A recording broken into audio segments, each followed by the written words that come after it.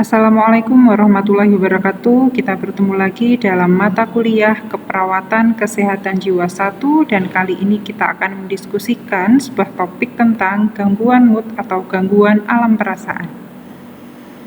Untuk definisi mood itu sendiri, mood alam perasaan atau perasaan merupakan keadaan emosional yang sifatnya berkepanjangan pada diri seseorang, yang mana keadaan emosional tersebut dapat mempengaruhi aspek kepribadian yang dimiliki oleh seseorang dan bisa mempengaruhi fungsi kehidupan seseorang, baik itu fungsi secara psikologis ya, kemampuan berpikir, kemampuan merasakan ataupun kemampuan merespon, dan juga fungsi yang berkaitan dengan fungsi sosial. Ya.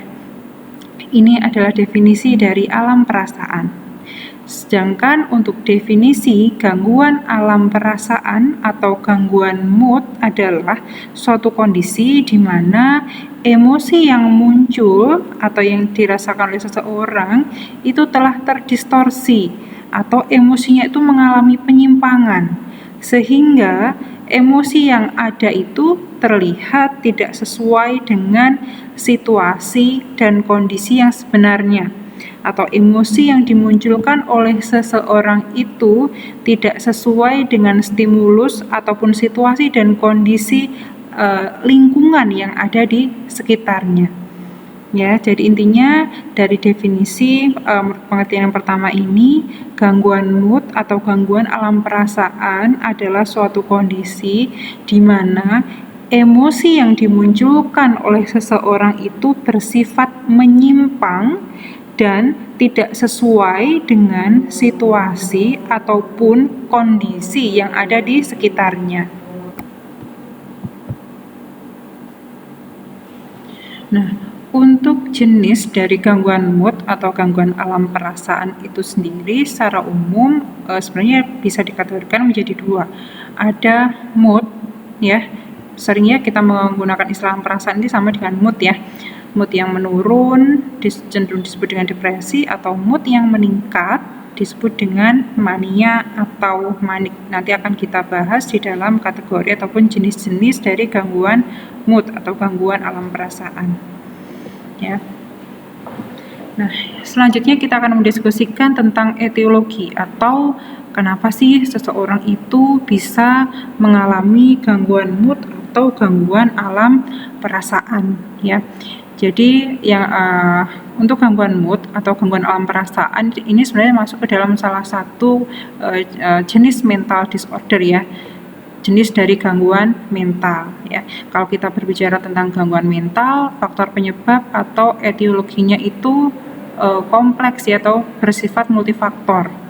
Ya, jadi kalau dikatakan untuk penyebab dari gangguan mood itu sendiri, penyebabnya adalah kombinasi dari faktor biologis, psikologis, dan juga faktor sosial. Ya, ini dikatakan menurut teori stress vulnerability model bahwa ini ya, ada beberapa faktor yang bisa menyebabkan seseorang itu mengalami gangguan mood atau gangguan alam perasaan. Ini yang pertama adalah dari faktor genetika ataupun dari riwayat keluarga. Jadi dari hipotesis atau dari beberapa teori yang menyebutkan bahwa ketika ada anggota keluarga yang pernah ada yang pernah memiliki riwayat mengalami gangguan mood atau gangguan alam perasaan ya, gangguan mood jenis apapun, maka keturunan di bawahnya itu bisa berisiko untuk juga mengalami gangguan mood ya. Namun faktor genetik ini tidak langsung serta-merta menyebabkan keturunan di bawahnya itu bisa mengalami gangguan mood atau gangguan alam perasaan ya. Artinya ketika misalkan ini ya, saya memiliki keturunan, misalkan kakek saya itu pernah memiliki riwayat mengalami gangguan alam perasaan ya, secara teori saya berpotensi untuk bisa mengalami gangguan mood atau gangguan alam perasaan ya, berpotensi ya. Artinya ketika misalkan walaupun saya itu berpotensi ya secara genetik punya potensi untuk mengalami gangguan mood atau gangguan alam perasaan, tapi ketika misalkan mekanisme coping saya bagus ya, kemampuan saya untuk merespon stresor itu bagus, maka gangguan mood itu tidak akan terjadi. Ya, makanya kenapa gangguan mental jenis apapun itu penyebabnya adalah multifaktor, penyebabnya kompleks, tidak bisa berdiri sendiri, atau tidak bisa hanya satu etiologis atau satu penyebab saja itu langsung bisa serta-merta menyebabkan terjadinya gangguan mental. Kemudian yang kedua, ini ada faktor biologis ya. Dari faktor biologis ini dikatakan bahwa seseorang itu mengalami gangguan mental atau mengalami gangguan mood terjadi karena adanya gangguan neurotransmitter yang ada di otak ya. Jadi di otak itu ada neurotransmitter, mungkin sudah sering mendengar ya nama neurotransmitter ini ya, dopamin, serotonin, epinefrin dan juga norepinefrin. Ketika salah satu neurotransmitter atau mungkin ke semua komponen neurotransmitter yang ada di otak itu jumlahnya atau kondisinya mengalami ketidakseimbangan, maka bisa berisiko terhadap terganggunya fungsi ataupun kerja otak ya, sehingga bisa menimbulkan terjadinya gangguan mood ya, atau di sini juga adanya gangguan keseimbangan hormon ya. Contohnya misalkan pada kondisi ibu postpartum ya, atau ibu setelah melahirkan. Mungkin sudah sering mendengar istilah ini baby blues ya, ataupun postpartum syndrome gitu ya. Jadi ketika ibu setelah melahirkan biasanya terjadi ini ya, perubahan kadar hormon, salah satunya adalah penurunan kadar hormon estrogen. Nah, itu juga bisa memicu terjadinya perubahan mood ya, sehingga bisa menimbulkan gangguan mood ataupun gangguan alam perasaan. Nah, kemudian ada tambahan lagi, ada teori yang juga menyebutkan bahwa ketika seseorang melakukan penyalahgunaan obat ya, misalkan mengkonsumsi nafsa dan sebagainya, itu juga bisa memicu atau bisa berisiko menimbulkan terjadinya perubahan mood. Kemudian yang ketiga adalah kerentanan psikologis. Nah, ini dari faktor psikologis seseorang ya. Ini misalkan dari faktor kepribadian ya, ataupun dari kemampuan mekanisme coping seseorang ketika berhadapan dengan stresor. Ini juga berisiko ini ya. Apakah kepribadian seorang itu introvert, ekstrovert, ambivert dan sebagainya, itu mereka sebenarnya sama-sama berisiko bisa mengalami gangguan mood ya. Nah, ini kalau sudah dikombinasikan dengan kemampuan untuk kemampuan problem solving atau mengatasi masalah. Nah, ini ya, kalau di sini kemampuannya tidak efektif atau mekanisme coping yang dibentuk oleh seseorang itu bersifat maladaptif, maka bisa berisiko juga untuk menimbulkan terjadinya gangguan mood. Kemudian faktor yang keempat ya, yang bisa menyebabkan terjadinya gangguan mood adalah dari faktor lingkungan ya, adalah kondisi lingkungan yang stressful. Misalkan seseorang berada di lingkungan yang penuh dengan tekanan ya, penuh dengan tuntutan, yang mana tekanan atau tuntutan tersebut tidak sesuai dengan kemampuan yang dimiliki oleh seseorang, maka juga bisa menimbulkan terjadinya perubahan mood, menimbulkan terjadinya perubahan perasaan pada seseorang. Nah, ini adalah etiologi atau penyebab terjadinya gangguan mood ya. Nah, selanjutnya untuk tipe gangguan mood itu banyak ya. Nah, ini ya, jadi gangguan mood itu jenisnya ada beberapa ya. Ada namanya gangguan unipolar dan ada gangguan bipolar ya. Untuk gangguan unipolar di sini ada kategori dibagi lagi menjadi ada depresi mayor dan juga ada gangguan depresi spesifik. Ya, ini saya jelaskan sekilas dulu ya dari gambar di sini. Nah, kalau ini ya, di sini ada gangguan depresi spesifik. Gangguan depresi spesifik ini adalah suatu kondisi di mana ketika seseorang itu mengalami depresi mayor ditambah dengan beberapa kondisi spesifik seperti misalkan distimia ya, gangguan kecemasan ataupun kondisi atipikal. Nanti kita bahas nih di belakang ini ya. Kemudian selain gangguan unipolar, untuk tipe gangguan mood ada gangguan bipolar ya. Gangguan bipolar itu sendiri, kondisi bipolar itu sendiri juga dibagi menjadi dua, ada gangguan bipolar dan juga ada siklotimia ya. Gangguan bipolar ini sendiri masih dibagi lagi menjadi dua jenis, ada bipolar tipe 1 dan ada bipolar tipe 2 ya. Mungkin ini yang perlu dipahami dulu nih ya, ada gangguan unipolar dan ada gangguan bipolar ya. Mungkin yang sudah sering didengar adalah ini ya, gangguan bipolar ya. Oke, ini mungkin saya bahas nanti di belakang. Oke, nah ini yang pertama kita bahas terlebih dahulu tadi ya, ada yang namanya gangguan mood. Yang pertama ada gangguan unipolar ya, dimana gangguan unipolar tadi dibagi menjadi dua ya, ada depresi mayor dan juga ada gangguan depresi spesifik ya. Kita bahas yang pertama yaitu tentang depresi atau depresi mayor.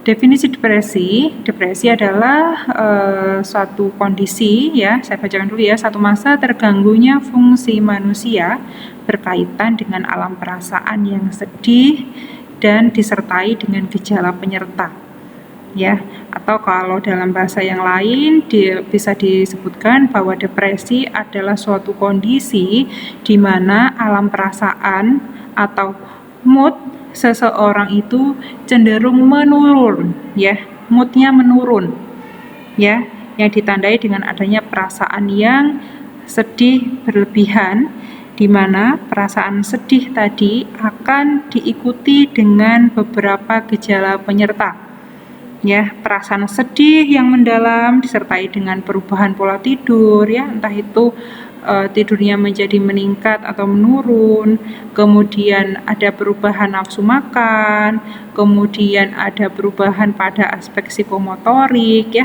misalkan contohnya adalah seseorang menjadi malas untuk melakukan aktivitas fisik ya, merasa seolah-olah tidak punya tenaga, tidak berdaya untuk melakukan kegiatan apapun. Selanjutnya ada gangguan konsentrasi ya, kemudian adanya rasa putus asa dan tidak berdaya ya, nggak berdaya untuk melakukan apapun, seolah-olah mereka itu tidak mampu lagi dan tidak ada fungsinya. Bahkan pada kondisi depresi mayor ini, seseorang bisa sampai memiliki gagasan ataupun ide untuk melakukan bunuh diri ya. Nah, tadi untuk definisi yang pertama. Ada beberapa definisi yang lain ya, yang sebenarnya intinya juga hampir sama, walaupun susunan kalimatnya mungkin agak berbeda. Definisi yang kedua menyebutkan bahwa depresi merupakan salah satu bentuk gangguan kekecewaan pada alam perasaan ya, yang ditandai dengan kemurungan, kelesuan, ketiadaan semangat ya, tidak bersemangat, merasa tidak berguna, dan juga merasa putus asa ya. Kemudian dari definisi yang ketiga disebutkan bahwa depresi adalah perasaan sedih yang berlebihan ya, perasaan sedih yang berlebihan disertai dengan tidak adanya semangat untuk melakukan kegiatan ataupun aktivitas ya, merasa dirinya tidak berharga, merasa dirinya tidak berguna, merasa tidak ada lagi harapan dalam kehidupannya, sehingga kalau orang yang berada pada kondisi depresi dengan kemudian muncul tanda-tanda seperti ini, mereka akan sering memiliki ide untuk bunuh diri ya. Jadi dari tiga definisi di sini sebenarnya kalau disimpulkan, depresi adalah suatu kondisi di mana alam perasaan atau mood seseorang itu cenderung mengalami penurunan. Nah, mood yang menurun ini ya, bentuknya adalah berupa perasaan sedih yang berlebihan yang akan disertai, di mana pada kondisi depresi ini selain adanya mood yang menurun atau sedih yang berlebihan, juga akan ditemukan beberapa tanda penyerta tadi ya, misalkan sulit tidur ya, ada gangguan tidur, gangguan pola makan, gangguan pada aspek psikomotorik, bahkan sampai ada keinginan ataupun ide untuk melakukan bunuh diri ya. Oke, ini ya kesimpulannya tadi ya, depresi adalah gangguan dalam perasaan yang disertai oleh komponen psikologis dan komponen somatis tadi ya, adanya tanda-tanda penyerta yang terjadi akibat adanya kesedihan yang berkepanjangan. Nah, Untuk depresi tadi klasifikasinya ada 2 ya, ada depresi mayor dan juga ada gangguan depresi yang spesifik. Nah, untuk depresi yang spesifik nanti sebenarnya ada beberapa banyak jenisnya, cuman yang akan kita bahas adalah tentang distimia ya nanti ya. Nah, ini yang pertama tadi untuk depresi mayor ya. Oke, kalau di depan tadi sudah kita bahas tentang depresi, bahwa depresi adalah suatu kondisi mood atau kondisi alam perasaan yang menurun berupa adanya perasaan sedih yang berpanjangan disertai dengan tanda-tanda penyerta ya.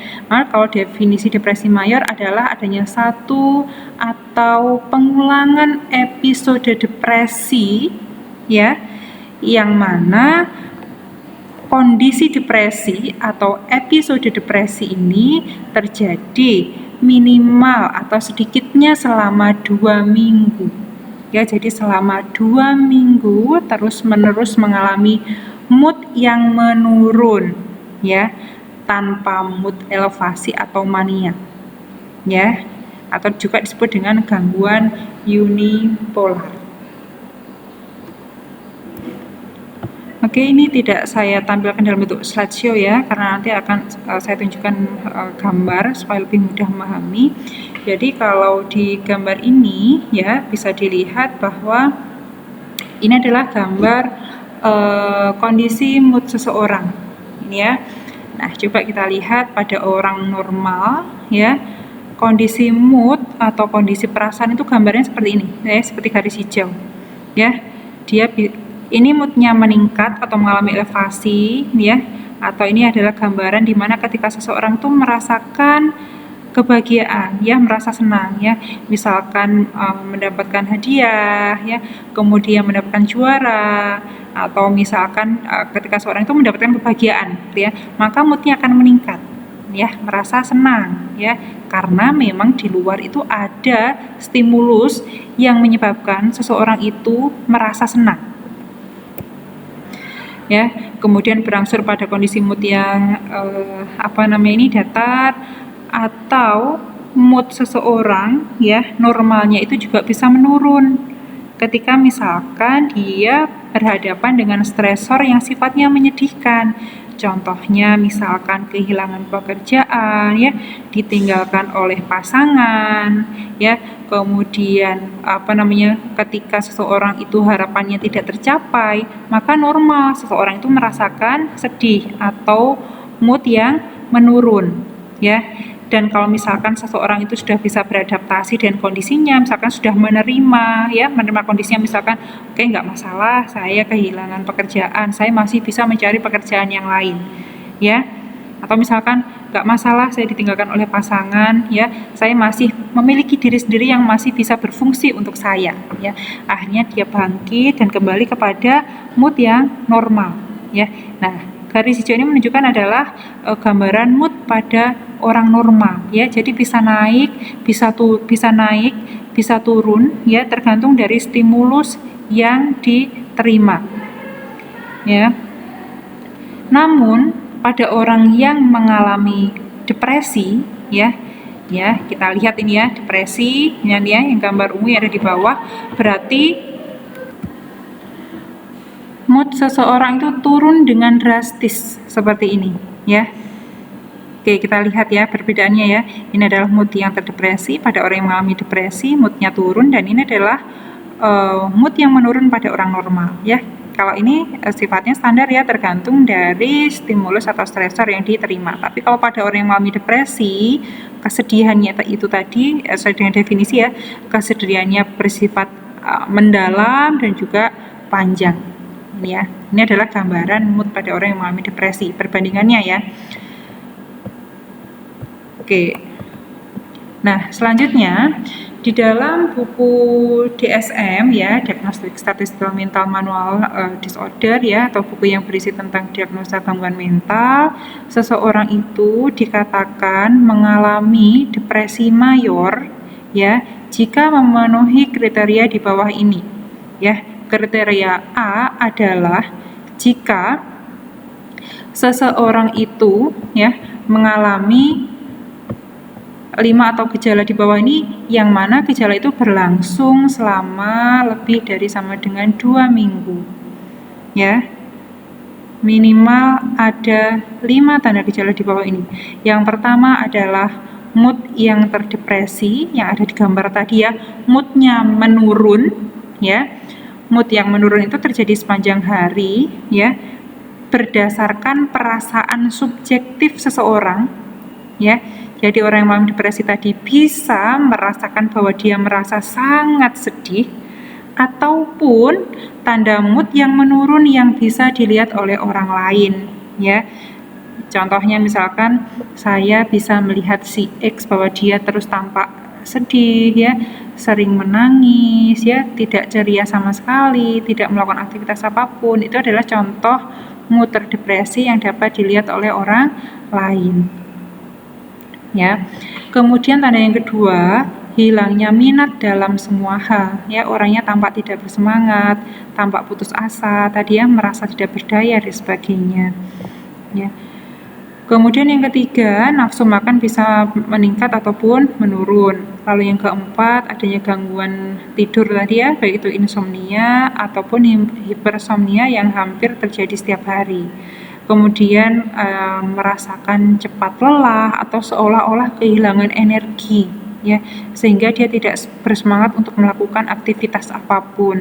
Lalu yang keenam, munculnya kondisi harga diri rendah ya, merasa dirinya tidak berharga, merasa dirinya tidak berguna, merasa apapun yang dia lakukan itu tidak akan memberikan manfaat baik untuk dirinya ataupun untuk orang lain.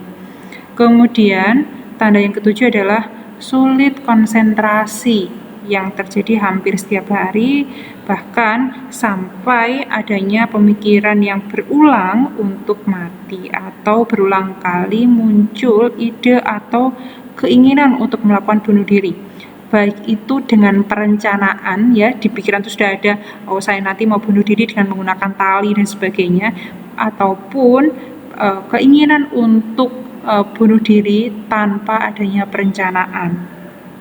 Ya, jadi dari kriteria atau tanda gejala nomor 1 sampai nomor 8 ini ya harus muncul minimal 5 tanda gejala, yang mana 5 tanda gejala tersebut terjadi atau berlangsung selama lebih dari sama dengan 2 minggu. Ya, jadi minimal terjadi selama 2 minggu. Itu sudah masuk ke dalam kategori yang pertama atau kategori atau poin A.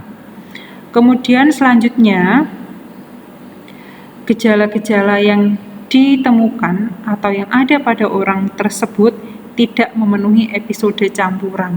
Ya, jadi episode campuran itu adalah suatu kondisi di mana mood seseorang itu bisa sangat menurun dan bisa sangat meningkat.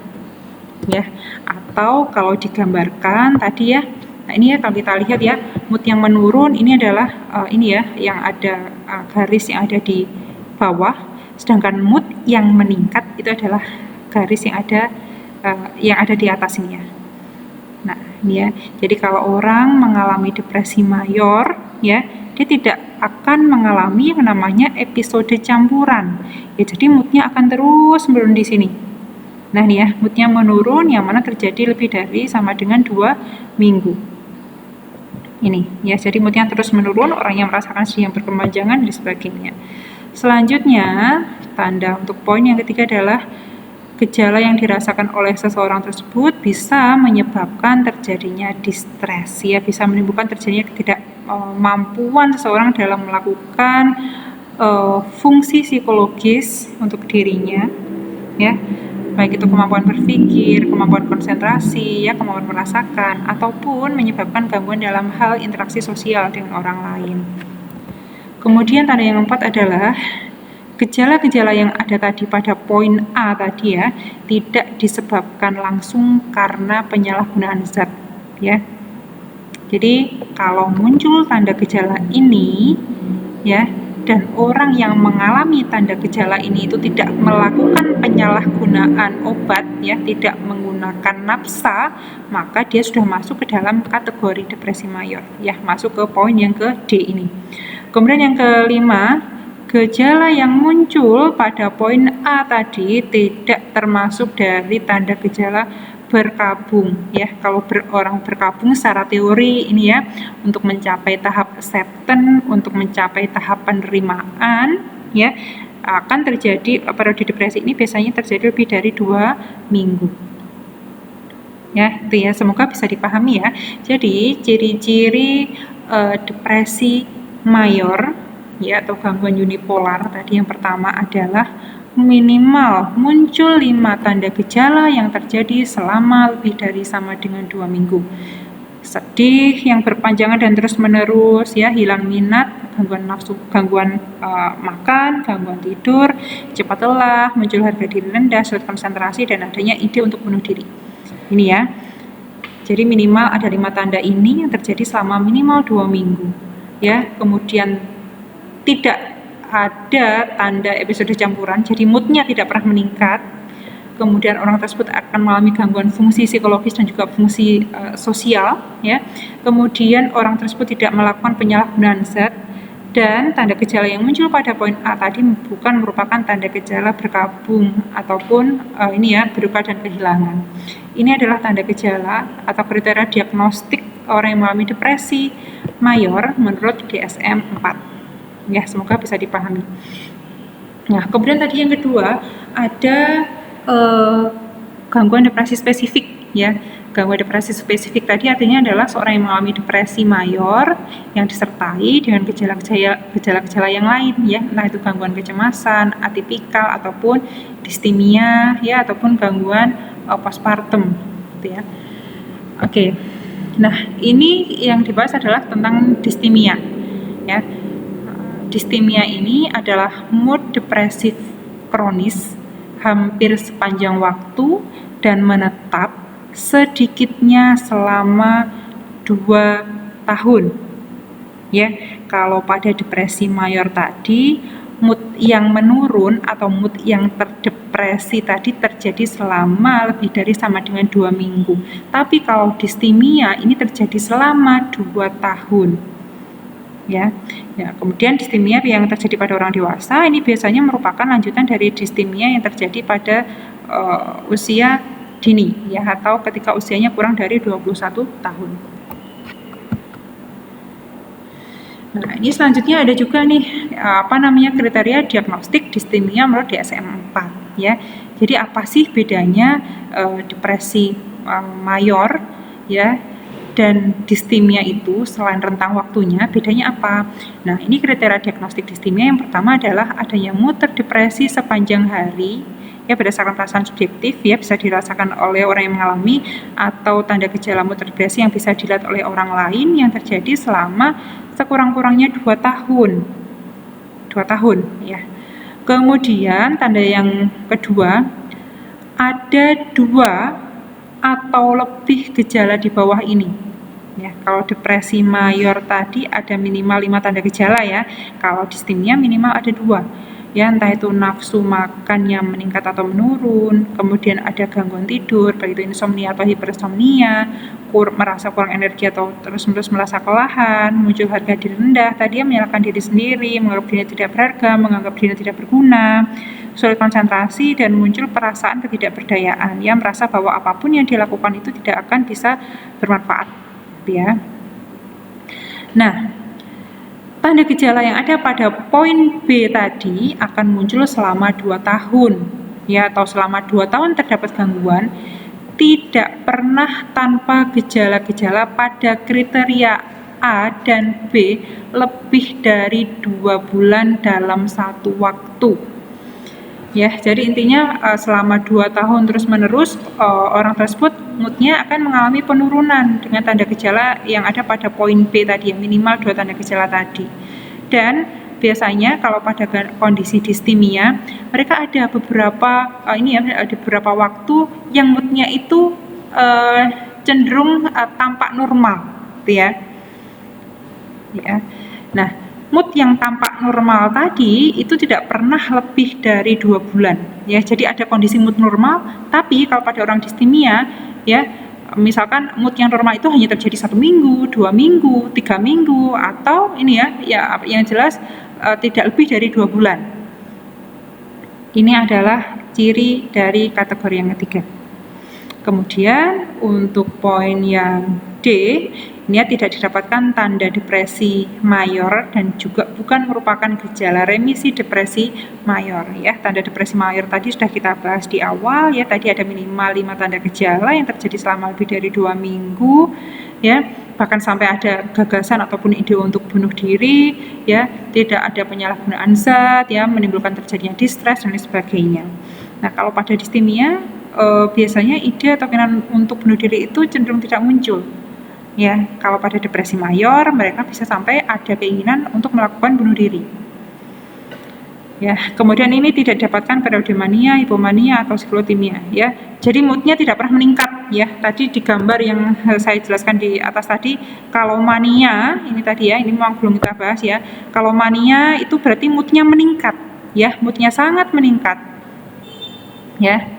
Ini adalah mania. Jadi kalau orang yang mengalami depresi mayor ataupun distimia ya moodnya terus di bawah seperti ini. Ya. Kemudian selanjutnya ya, gejala distimia bukan disebabkan karena adanya gangguan psikotik ya. Jadi bukan merupakan tanda gejala dari kondisi gangguan jiwa. Kemudian gejala distimia bukan disebabkan karena penyalahgunaan zat, dan gejala pada orang yang mengalami distimia itu bisa menyebabkan masalah pada aspek hubungan sosial ya. Mereka cenderungkan untuk melakukan interaksi sosial dengan orang lain dan juga cenderung menyendiri.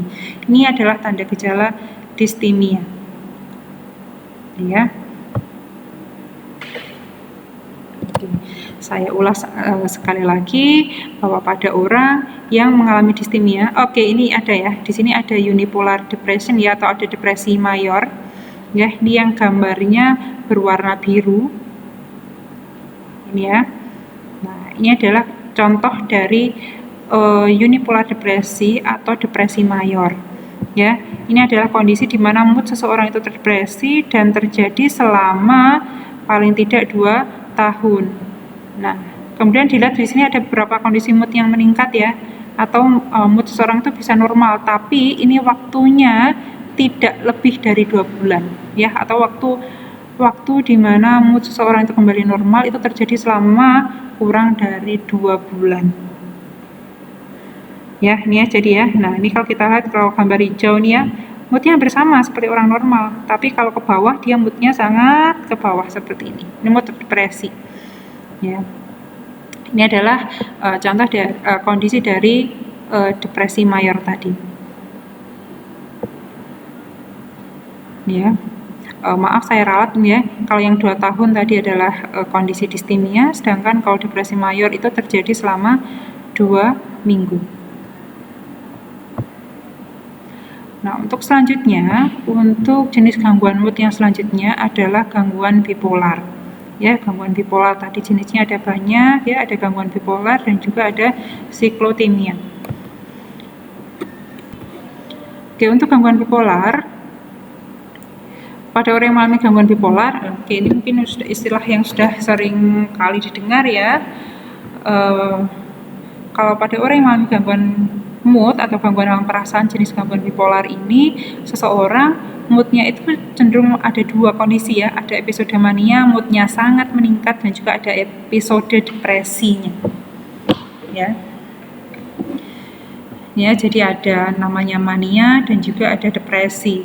Sedangkan pada orang yang mengalami siklotimia itu ada yang namanya hipomania dan ada depresi. Jadi ini ya, kondisi manianya cenderung lebih ringan dibandingkan dengan episode mania pada orang yang mengalami gangguan bipolar. Ya, berat dan durasi pada kondisi siklotimia itu lebih ringan dibandingkan dengan gangguan bipolar. Dan gejala hipomania ini atau gejala depresi ini cenderung menetap lebih dari 2 bulan. Oke, nanti kita bahas di belakang. Oke, nah di sini secara definisi gangguan bipolar itu adalah gangguan suasana di mana perasaan, pikiran, perilaku, dan persepsi yang diubah itu dalam konteks episode mania dan juga depresi. Ya, bahasanya mungkin agak sulit dipahami ya. Jadi intinya gangguan bipolar itu adalah suatu kondisi di mana seseorang memiliki mood yang kadang tiba-tiba meningkat dengan cepat dan kemudian tiba-tiba menurun dengan cepat. Ya, tanpa ada stimulus yang jelas. ya.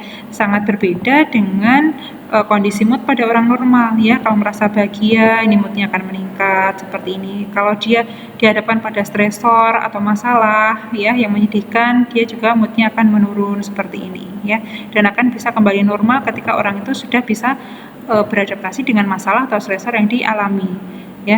Tapi kalau pada orang yang mengalami gangguan bipolar, moodnya seperti ini, ya. Moodnya tiba-tiba ke bawah, ya. Moodnya tiba-tiba sangat menurun. Kemudian tiba-tiba tanpa ada alasan yang jelas, moodnya sangat meningkat, ya. Ya, jadi awalnya sedih, sangat mendalam, tiba-tiba orangnya menjadi euforia, sangat bahagia dan sebagainya, ya. Ini adalah definisi dari gangguan bipolar. Ya, jadi intinya pada orang gangguan bipolar, dia memiliki 2 episode mood, ya, yang mana moodnya itu kadang saat menurun atau mengalami depresi dan tiba-tiba bisa berubah atau mendadak berubah menjadi mood yang sangat meningkat atau mengalami mania.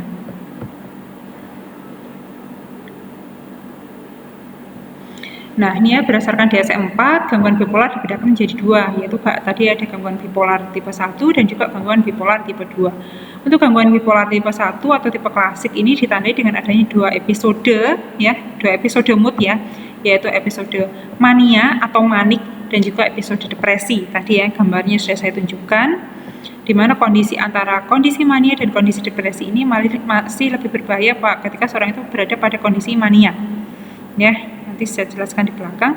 Kemudian untuk gangguan bipolar tipe 2 ditandai dengan adanya hipomania dan juga depresi, ya. Manianya lebih ringan dibandingkan dengan kondisi mania pada orang yang mengalami gangguan bipolar tipe 1. Dan gangguan bipolar tipe 2 itu cenderung lebih tidak berbahaya, ya, dibandingkan dengan gangguan bipolar tipe 1, ya.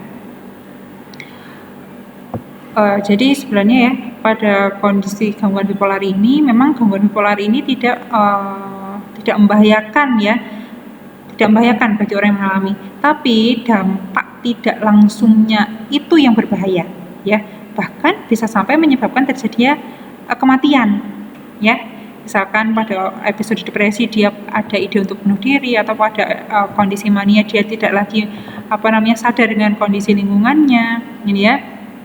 Jadi makanya pada kondisi gangguan bipolar itu kalau tidak diatasi dengan serius, maka tingkat kematian pada orang yang mengalami gangguan bipolar itu cenderung tinggi, ya.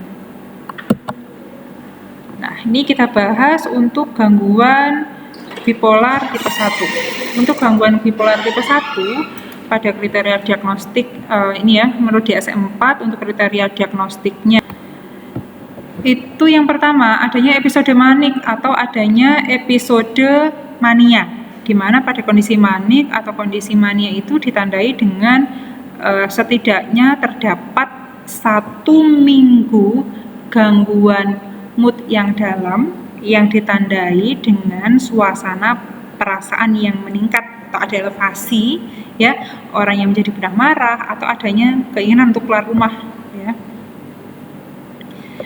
Atau ya sudah jelas ya dari poin yang pertama ini, orang yang mengalami gangguan bipolar tipe 1 yang berada pada kondisi atau episode mania, ya, ini cirinya adalah adanya episode manik berupa mood yang sangat meningkat, ya.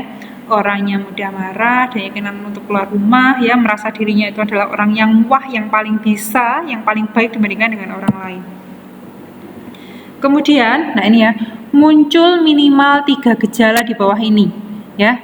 Adanya perasaan kebesaran, ya, atau yang disebut juga dengan waham, ya. Nanti, nah ini ada materi sendiri nanti ya.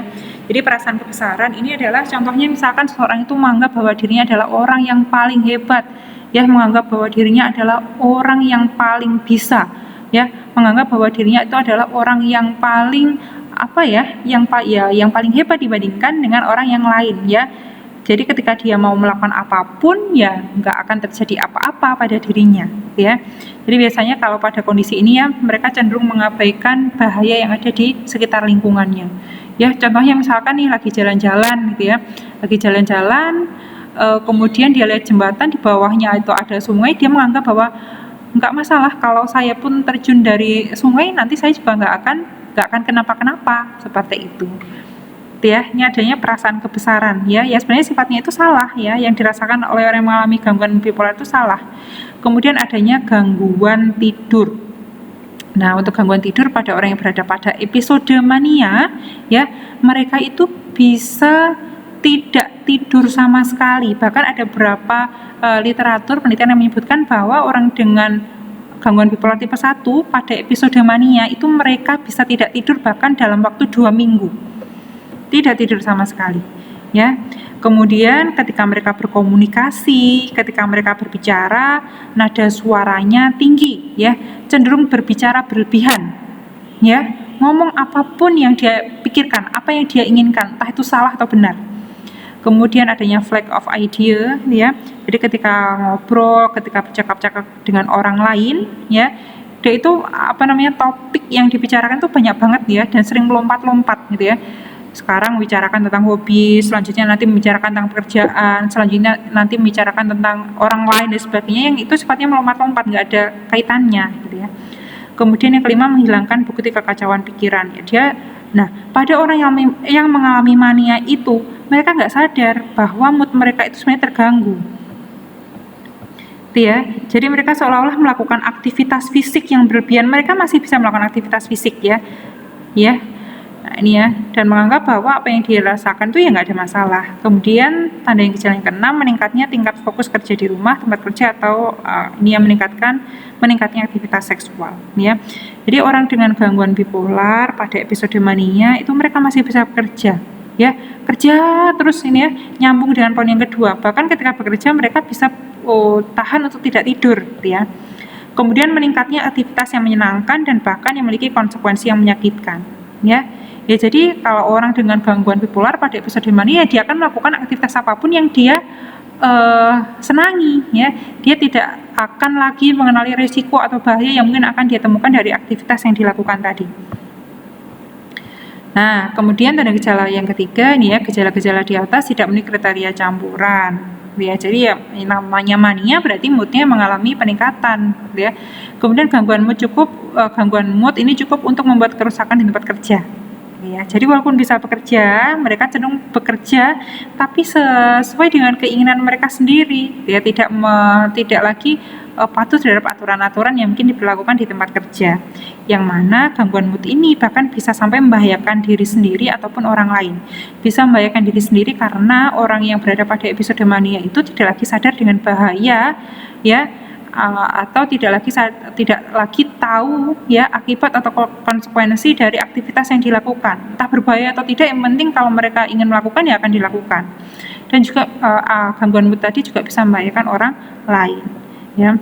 Kemudian yang kelima adalah gangguan suasana perasaan tersebut bukan disebabkan oleh akibat penyalahgunaan zat ya, ataupun karena kondisi medis yang lainnya ya. Itu tadi adalah tanda gejala orang dengan gangguan bipolar tipe 1 pada kondisi mania ya.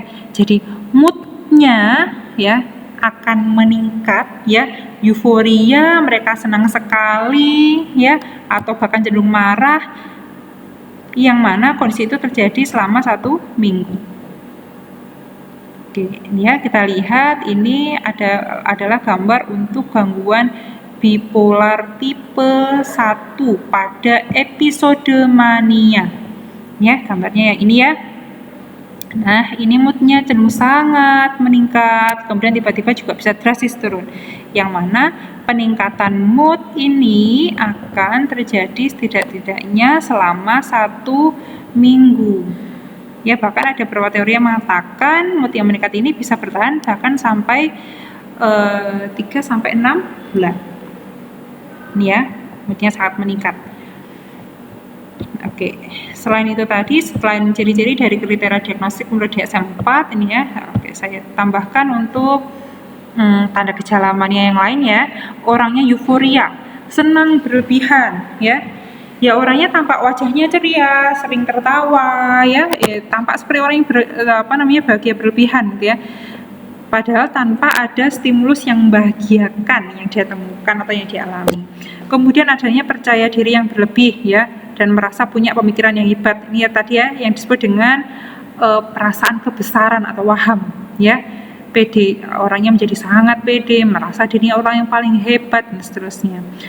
Kemudian kemampuan penilaian menjadi jelek. Ya, tadi ya seperti yang saya sampaikan di slide sebelumnya bahwa orang dengan gangguan bipolar tipe 1 pada episode mania itu mereka menjadi tidak tahu lagi, tidak mempertimbangkan lagi konsekuensi ataupun akibat yang akan dia alami akibat aktivitas yang dilakukan, entah itu berbahaya atau tidak ya nggak mau tahu, yang penting saya melakukan aktivitas yang saya inginkan.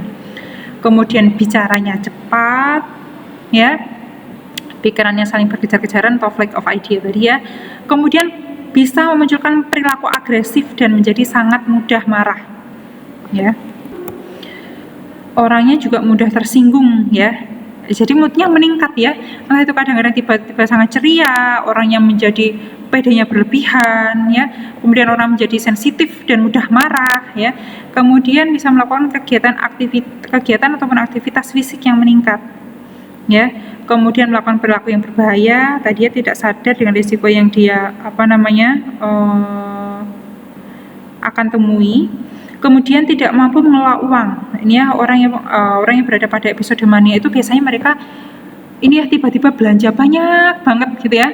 Nah, ini juga khas ya, belanja tiba-tiba ada keinginan untuk belanja barang apapun yang dia inginkan, entah itu uangnya habis dan sebagainya, yang penting dia pengennya belanja. Ya. Kemudian bertambahnya keinginan untuk mencapai tujuan. Ya pokoknya apa yang saya inginkan ya harus saya lakukan, ya. Kemudian bertambahnya keinginan untuk melakukan aktivitas seksual. Kemudian berkurangnya keinginan untuk tidur, tadi ya bahkan bisa sampai 2 minggu mereka akan tahan ya untuk tidak tidur, konsentrasi terganggu, mereka cenderung terpicu untuk mengonsumsi alkohol, ya, memiliki halusinasi dan juga waham tadi ya, pikiran kebesaran tadi. Kemudian pada orang yang mengalami gangguan bipolar tipe 1 pada episode mania, kejadian bunuh dirinya cenderung rendah. Tapi aktivitas fisik yang mereka lakukan itu ya bisa jadi berisiko ya untuk menimbulkan terjadinya kematian. Ya. Kemudian insight-nya lemah ya. Jadi mereka tidak menyadari, mereka tidak mengenal lagi ya apa yang terjadi pada dirinya, apa yang terjadi di lingkungan sekitarnya itu tidak lagi paham. Ya. Nah, itu tadi ya. Itu tadi adalah ciri-ciri pada orang yang berada pada episode mania. Nah, untuk gangguan bipolar 1 tadi disebutkan bahwa orang yang mengalami itu akan mengalami 2 episode mood ya. Ada yang namanya episode mania dan ada episode depresi. Nah, untuk depresi tadi sudah kita bahas di depan ya, adanya mood yang terdepresi atau mood yang menurun yang terjadi minimal selama 2 minggu dengan minimal 5 tanda gejala pada poin A tadi ya, gangguan pada pola makan, gangguan tidur ya, kemudian merasa tidak punya tenaga atau cepat lelah, adanya harga diri rendah, atau adanya ide ataupun keinginan untuk melakukan bunuh diri. Ya. Nah, ini selanjutnya untuk gangguan bipolar tipe 2 ya, tadi orang ada 2 episode mood ya, ada hipomania dan juga depresi ya. Nah, ini kriteria diagnostik pada kondisi hipomania ya. Ya, jadi ini manianya cenderung sifatnya lebih ringan dibandingkan dengan mania yang terjadi pada orang yang mengalami gangguan bipolar tipe 1. Nah, ciri-ciri dari hipomania adalah adanya periode nyata dari mood yang terelevasi atau mood yang meningkat yang terjadi minimal selama 4 hari. Kalau pada orang yang mengalami mania tadi, moodnya meningkat terjadi minimal selama 1 minggu. Pada orang yang mengalami hipomania, mood yang meningkat itu terjadi selama 4 hari. Ya, nah selama terjadi peningkatan mood tadi akan kriteria diagnostik menurut DSM-4 itu minimal muncul 3 tanda gejala di bawah ini.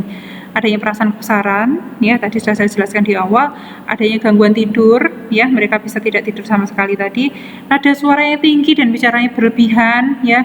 Kemudian flight of idea, kemudian menghilangkan bukti kekacauan pikiran, meningkatnya tingkat fokus kerja, dan meningkatnya aktivitas yang menyenangkan, ya bahkan yang memiliki konsekuensi yang menyakitkan. Nah, minimal 3 gejala di bawah ini itu harus ada selama 4 hari. ya. Kemudian episode yang dimaksud berhubungan dengan nyatanya tadi perubahan fungsi-fungsi yang tidak sesuai dengan yang bersangkutan ketika tidak adanya gejala, gangguan mood cukup untuk membuat kerusakan tempat kerja, dan gangguan mood tadi bukan disebabkan karena penyalahgunaan zat atau gangguan medis yang lainnya. Ya, jadi kalau antara mania juga dan hipomania tadi, yang pertama perbedaannya adalah dari rentang waktunya. Kalau mania terjadi selama 1 minggu, kalau hipomania terjadi selama 4 hari. Nah, selanjutnya selain kondisi hipomania juga ada depresi tadi ya, tanda gejalanya juga sama seperti slide yang sebelumnya. Jadi kalau bisa disimpulkan dari sini ya, perbedaan antara gangguan bipolar tipe 1 dan gangguan bipolar tipe 2 adalah kalau pada gangguan bipolar tipe 1 ada 2 episode depresi, yaitu mania dan depresi, sedangkan untuk gangguan bipolar tipe 2 ada 2 episode mood yang terganggu, yaitu hipomania dan juga depresi. Nah, ini selanjutnya untuk bipolar tadi ya, ada gangguan bipolar dan siklotimia ya. Nah, bedanya apa lagi ini siklotimia? Nah, ini ada beberapa tanda gejala atau kriteria diagnostik siklotimia menurut DSM-4. Nah, di mana ciri yang pertama adalah sering munculnya periode gejala hipomania ya, jadi ada tanda-tanda hipomania ya, jadi kondisi mania yang tadi terjadi selama 4 hari ya, dan adanya depresi yang tidak memenuhi kriteria depresi mayor sedikitnya terjadi selama 2 tahun ya. Kemudian selama periode 2 tahun tadi pada anak ataupun remaja ya, biasanya terjadi selama 1 tahun. Ini orang yang mengalami tidak pernah terbebas dari gejala-gejala kriteria A lebih dari 2 bulan ya. Kemudian tidak pernah ada depresi mayor, tidak ada mania ya, atau episode campuran pada 2 tahun pertama gangguan, dan gejala siklotimia ini bukan disebabkan karena gangguan psikotik kronis, gejala distimia bukan disebabkan karena penyalahgunaan zat, dan gejala yang dialami oleh orang yang mengalami siklotimia ya, menyebabkan masalah hubungan sosial. Oke ya. Nah, jadi kalau bisa diringkas gitu ya, siklotimia itu adalah suatu kondisi di mana orang itu juga punya gangguan mood ya, kadang-kadang moodnya meningkat dan juga kadang-kadang menurun ya. Perbedaannya apa? Oke, mungkin saya tunjukkan dengan gambar nih ya. Nah, ini di gambarnya sebenarnya juga tidak ada ya. Nah ini ya, pada orang yang mengalami siklotimia tadi tetap ada 2 episode ya, ada episode hipomania dan juga ada episode depresi. Nah ini kita lihat ya, hipomania cuma sampai segini, dan depresi yang dialami oleh orang yang mengalami siklotimia itu bukan tanda gejala depresi mayor. Kalau depresi mayor itu kalau digambarkan dengan garis dia sangat ke bawah seperti ini.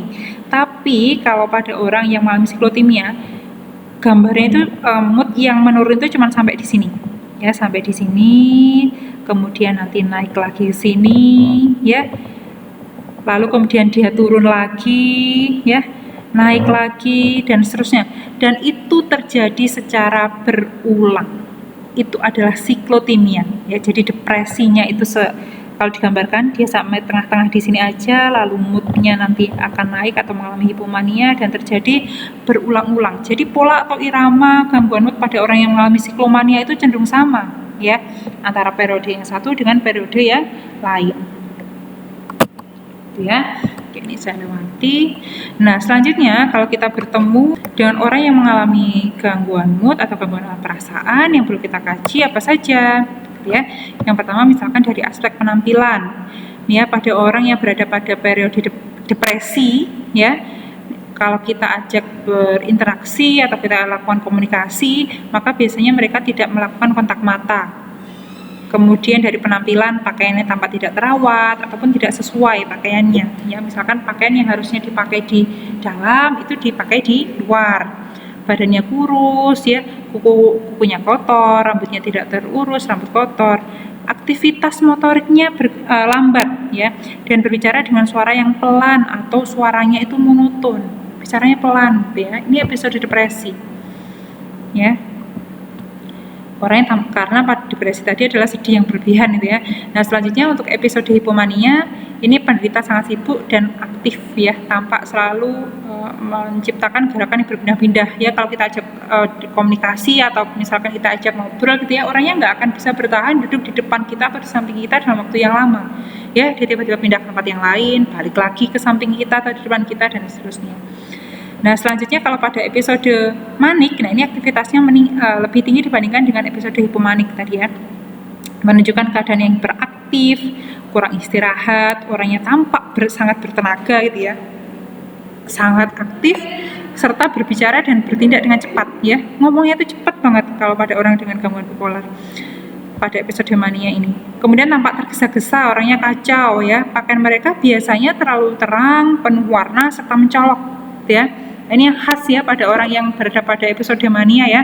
Mereka cenderung menggunakan pakaian yang pakaian yang berbeda dibandingkan dengan pakaian orang pada umumnya. Ya, pakaiannya misalkan warnanya mencolok, modelnya ini ya, anti mainstream gitu ya. Kemudian kalau misalkan pada perempuan, mereka bisa menggunakan make up yang sangat mencolok gitu ya, lipstiknya merah banget ya, dan make upnya tebal banget, yang mana biasanya penampilannya itu cenderung untuk menarik perhatian orang lain gitu ya. Ini adalah ciri pada episode mania. Kemudian dari segi afek atau perasaan gitu ya, pada orang yang berada pada episode depresi, ini ya kesedihan mendominasi suasana di seorang. Orangnya sangat sedih yang mendalam ya, dan berkepanjangan. Kalau pada episode hipomanik, suasana hati penderita meningkat, meluas dan peka, tampak seperti orang normal. Kemudian kalau pada episode manik, suasana hati penderita tampak menggembirakan, bisa mengalami euforia ya, dan juga bisa sangat mudah marah. Kemudian ya, ini untuk episode campuran tadi ya. Oke, ini saya lewati untuk episode campuran.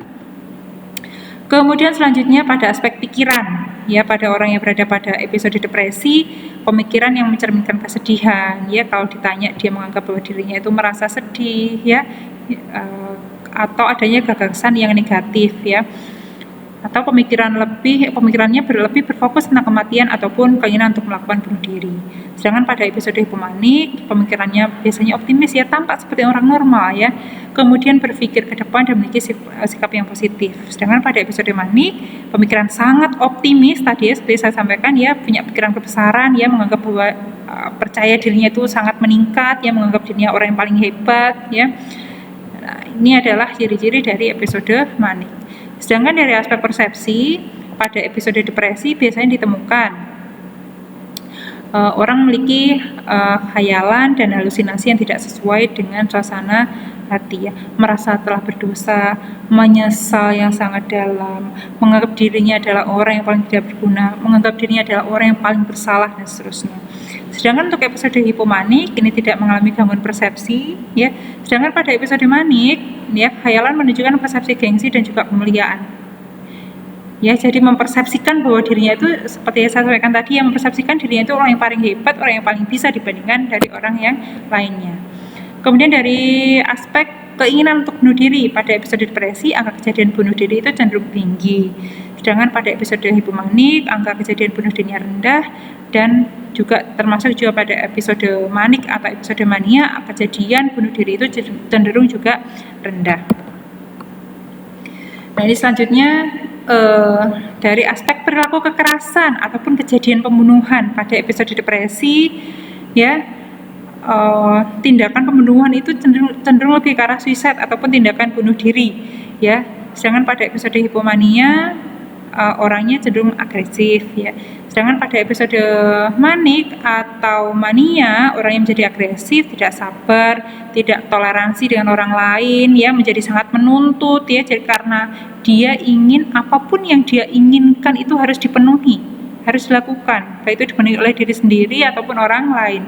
Orang yang menjadi sangat kasar, sangat mudah marah, bahkan bisa berisiko. Ini ya, dikatakan bahwa gangguan bipolar itu dampak secara tidak langsungnya bisa membahayakan orang lain adalah ketika dia berada pada episode mania ya, orang yang mengalaminya itu bisa sampai melakukan pembunuhan berdasarkan khayalan atau pikiran yang dia miliki sendiri.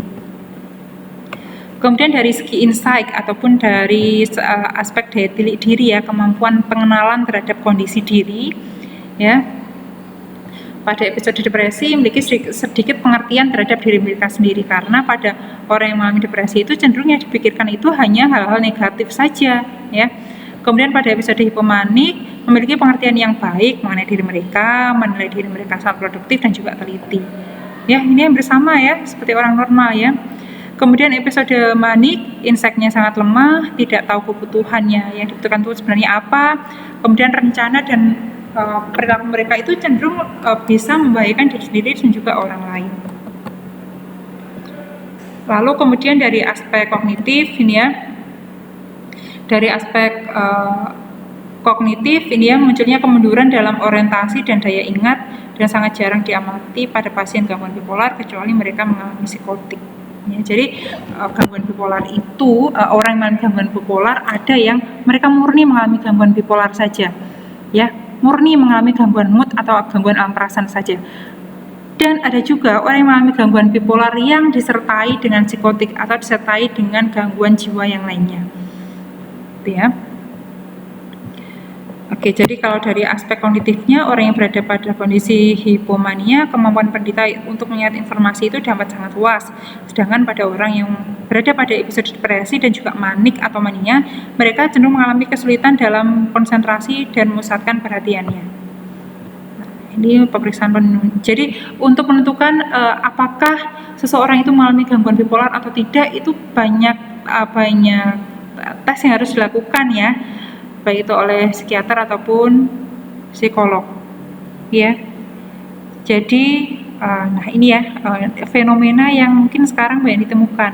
Banyak orang yang melakukan self diagnosis ya, menganggap bahwa oh kayaknya kok ini ya, mood saya itu kadang-kadang meningkat, saya kok kadang-kadang jadi orang yang sangat senang tapi tiba-tiba menjadi orang yang mudah sedih, kayaknya kok kemudian mereka mungkin browsing gitu ya, kok saya sepertinya mengalami gangguan bipolar ya, dan seterusnya. Ya, itu fenomena yang banyak ditemui sekarang ini ya. Jadi untuk melakukan pemeriksaan atau penegakan diagnosa apakah seorang itu mengalami gangguan bipolar, mengalami gangguan mood atau tidak, tentunya harus melalui beberapa pemeriksaan ya yang harus dilakukan, beberapa tes, beberapa pengajian.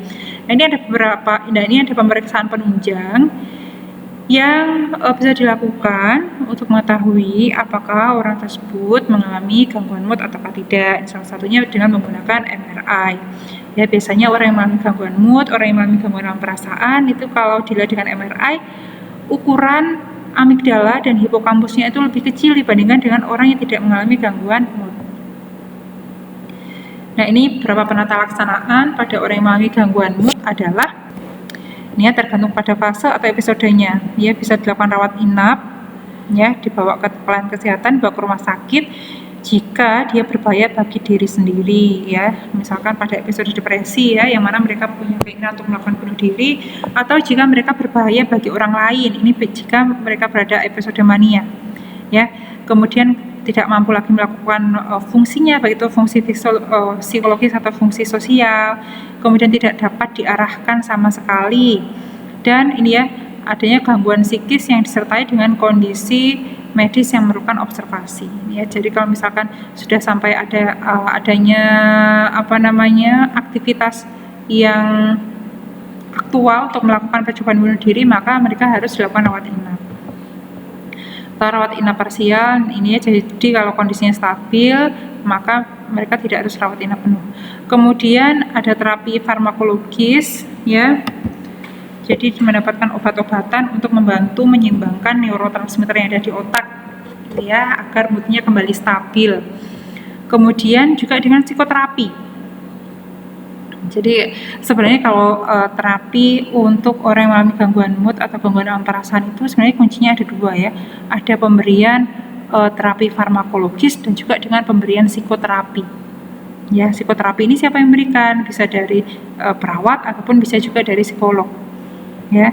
Jadi kalau untuk mengurangi tanda gejalanya ya, jadi supaya manianya itu berkurang ya, manianya berhenti atau depresinya berhenti, maka harus mendapatkan terapi farmakologis.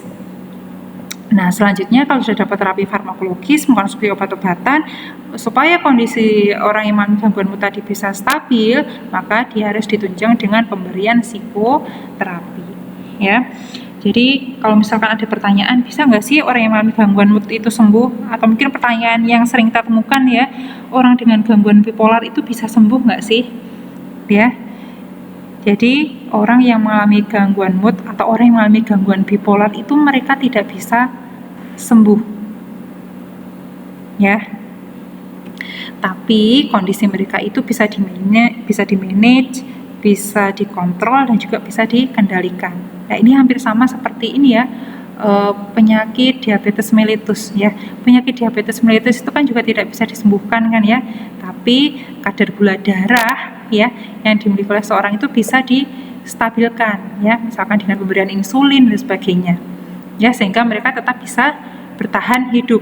Nah, ini juga sama, orang dengan gangguan mood atau misalkan orang dengan gangguan bipolar ya, mereka gangguan bipolarnya itu tidak bisa sembuh, tapi kondisi moodnya itu bisa distabilkan dengan pemberian terapi farmakologis ataupun dengan pemberian psikoterapi ya. Nah, pengobatan yang harus diterima atau dilakukan oleh orang yang mengalami gangguan mood itu harus kontinu dan tidak boleh terputus ya. Nah, ini pencegahan bagi orang yang belum mengalami atau tidak mengalami gangguan alam perasaan ya, usahakan memiliki orang yang dekat ya untuk menjaga hubungan psikologis itu ya, atau untuk tempat bercerita, berpartisipasi dalam satu kegiatan ya, berpikir realistis, bisa mengontrol suasana hati ya, berpikir positif dan juga lapang hati. Ini ada beberapa pencegahan yang bisa dilakukan. Nah, daripada orang yang mengalami gangguan mood atau gangguan perasaan, ini ada diagnosa keperawatan yang bisa ditegakkan. Pada episode depresi, diagnosa keperawatan yang bisa ditegakkan adalah risiko bunuh diri, isolasi sosial, harga diri rendah, halusinasi, dan juga defisit perawatan diri. Ini nanti masing-masing topik akan dibahas sendiri-sendiri di keperawatan kesehatan jiwa 1. Kemudian pada orang yang berada pada episode mania, diagnosa keperawatan yang bisa ditegakkan adalah waham ataupun risiko perilaku kekerasan. Nah, intervensi keperawatannya apa? Nah, intervensi keperawatannya tentunya disesuaikan dengan diagnosa keperawatan yang kita temukan pada pasien. Ya, baik, cukup sekian untuk penjelasan tentang gangguan mood atau gangguan alam perasaan. Semoga apa yang saya sampaikan tadi bisa dipahami dan juga bisa dimengerti. Ada kurang lebihnya mohon maaf. Terima kasih. Assalamualaikum warahmatullahi wabarakatuh.